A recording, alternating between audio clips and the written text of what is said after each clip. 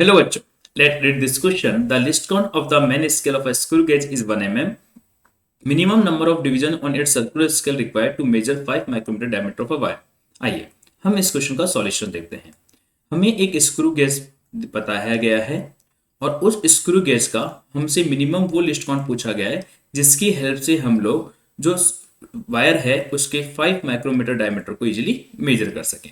तो हम जानते हैं किसी भी apparatus का लिस्ट काउंट एक वो वैल्यू होती है जो वो मिनिमम मेजर कर सकता है।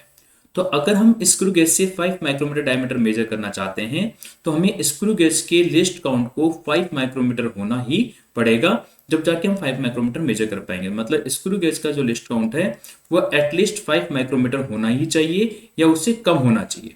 अगर इससे ज्यादा हुआ तो हम कभी भी 5 माइक्रोमीटर मेजर नहीं कर पाएंगे।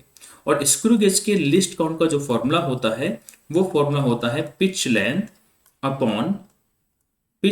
अपॉन सर्कुलर स्केल डिवीजन होता है।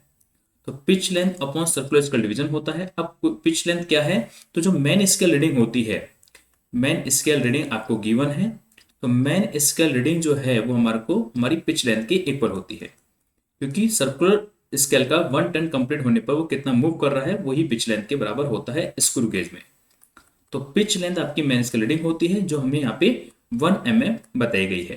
तो यहाँ पे हम देखें तो अगर हमें सर्कुलर स्केल डिवीजन कैलकुलेट करने हैं तो हमें यहाँ पे pitch length divide by list count करना होगा, तो हम देखें तो पिच लेंथ हमारे पास कितनी है 1 mm। 1 mm मीन्स 10 की पावर -3 और लिस्ट काउंट हम देखें तो 5 माइक्रोमीटर। तो 5 माइक्रो मतलब 10 की पावर -6 हो जाता है।